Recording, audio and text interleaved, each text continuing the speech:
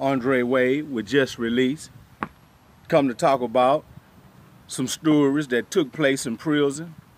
I experienced some of the videos that's being talked up on shows throughout the United States of people that's expressing on what they went through.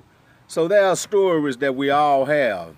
And today I'm going to tell you a story that took place and how dangerous the prison was and still is in the state of Texas. Now, I'm not talking about no state jails here because, see, if you ain't never been to prison and the only place you've been is state jail, then you ain't experienced nothing. All you experienced is some fights and some guys that was locking up on K2, but it wasn't living no penitentiary life. So I'm gonna give you stories of some things that took place in the penitentiary. I remember a time when I was with a guy and we was sitting at the chow table. We was eating lunch in the chow house. Everything was just going smooth. We were just talking and expressing some things. And all of a sudden, a guy came up and hit the man with a sword. A sword. I didn't say a shank. A sword is what they cut out of the bunks and they make it look like a machete. Have you ever heard of that? Have you ever seen that? Most people, they make these shanks, little ice picks looking, little small things. But a sword, the guy hit the man with a sword. And the reason why they said that it's supposed to have happened, there was an officer that put a hit on the guy because the guy had got the guy sister fired because both of the officers was in the game. And the girl got fired. So he paid to have the boy hit.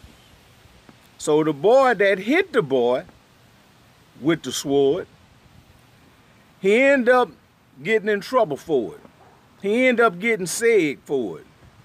SEG is where they take you back there and they lock you back up in them behind them bars. And I ain't talking about no glass. They got that glass in them in these new prisons, but in the old penitentiaries they have bars.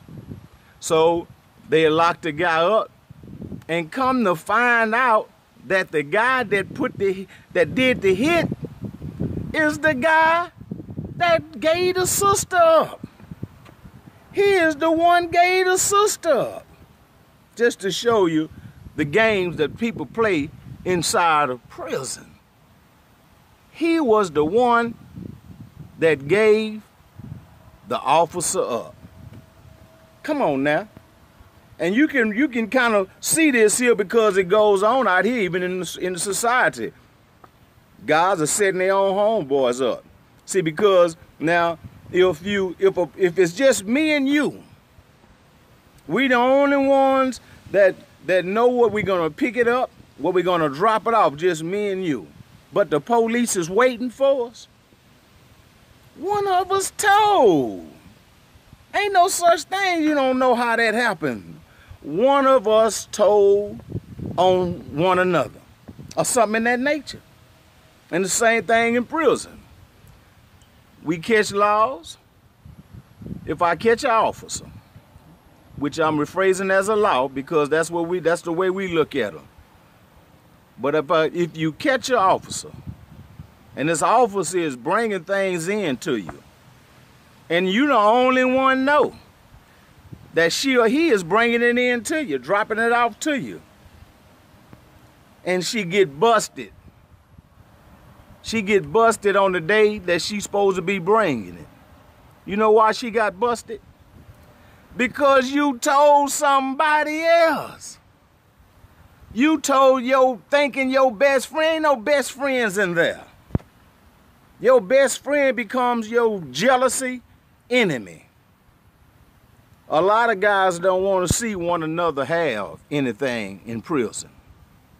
Some guys, they indulge and be happy for their partners. But jealousy lies in the heart. And when what's in the heart is going to come out, you can't hold it. I remember a time when some guys was working up front. Working up front means they was working up there with the free world people, boot blacks and officer barbers and SSIs. And the guys had warned the snack machine man, the man that comes in and fill up the snack machines. So they had a good lick. Nobody knew. It was totally impossible for anybody to know that was outside of the one building. So, like I say, they would put the money inside the snack because they had a key to the machine, and the snack machine man would put whatever it was that he was bringing inside of there. So they would go and get it out, and he would get his money. No connection. Totally no connection. So one of the guys, because he smoked the cigarettes, he wanted to take a chance to bring the stuff home when every day that the times that they got it, they always paid somebody to come and get it.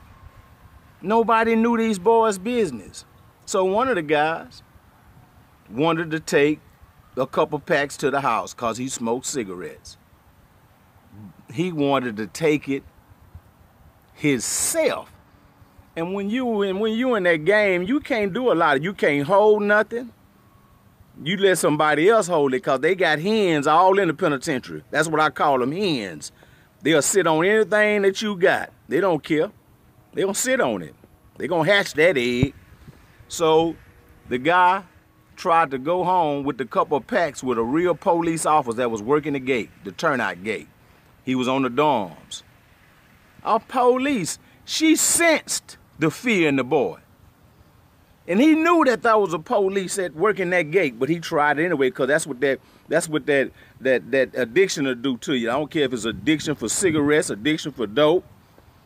You'll take a chance. You'll take a chance to try to go past the warden with it, smelling like a butt can. That's where they put the cigarette butts inside the can, and it stank, smell like ashes and cigarettes.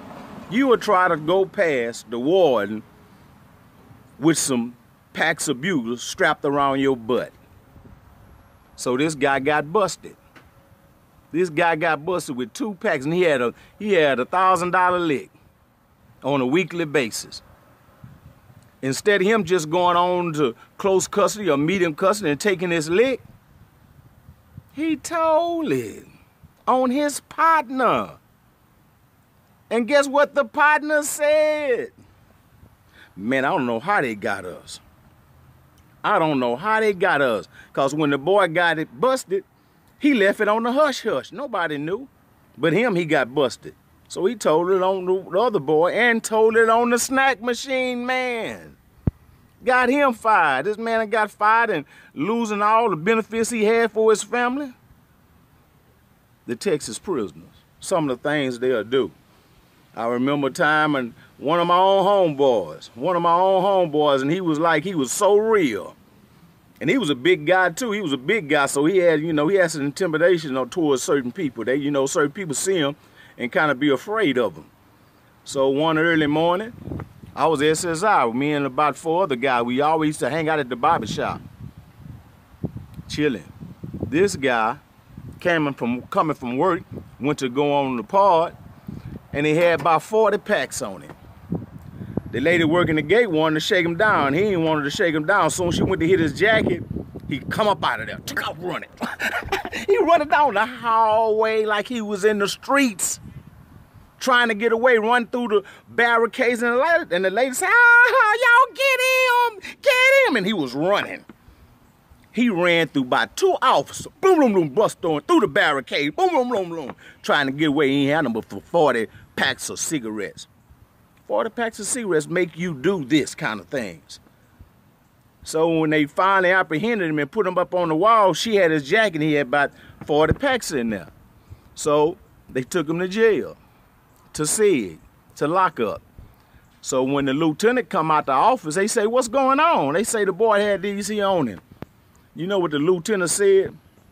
Because he already knew the inmates and how so many of them will be willing to tell it. He said, let's go on down here and talk to him and see what he got to say. Now, I'm telling you this because I'm witness what's going on, me and 4 other inmates. So when they go in there inside the SIG and talk to the guy, when they came out, He came with them. He didn't stay locked up. But he didn't know that before, while they was over there talking, another guy came looking for him. One of his co-workers, because they was all in it together. So I said, man, the man he just went to jail, who he was looking for. He said he went to jail. So he went back to tell the law. The man took some marked money and was gonna give it to the law to get busted. This is Andre Wade with Just Released. Thank you for watching my show.